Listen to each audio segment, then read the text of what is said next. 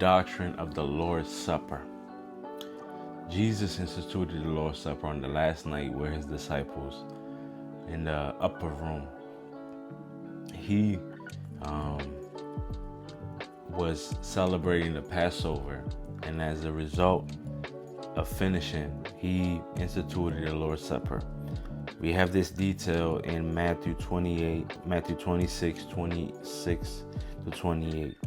Now, as they were eating, Jesus took bread and after blessing it, broke it and gave it to the disciples and said, "Take, eat, this is my body." And he took a cup, and when he had given thanks, he gave it to them, saying, "Drink of it, all of you, for this is my blood of the covenant, which is poured out for many for the forgiveness of sins." This is what the cross represents, the breaking of the Lord's body and the spilling of his blood.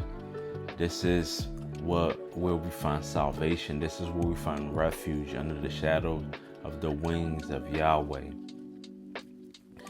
In Exodus 24:8, Moses says the same statement as Jesus did, the blood of the covenant. Moses said this as he was making a sacrifice on Mount Sinai.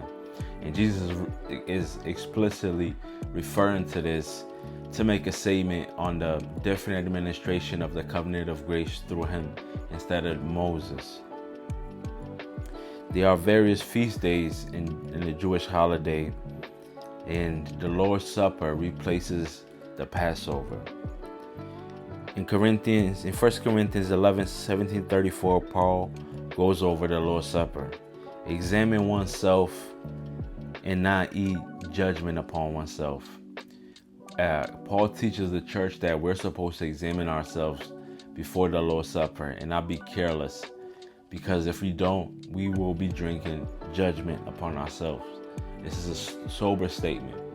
I would like to finish with how we view the Lord's Supper. Is it mere memorial or is it spiritual? We believe it's the feeding on Jesus for our spiritual health. We are spiritually aided and fed and gifted through the Lord's Supper. That's why it's good to make it our aim to participate and to do it with carefulness.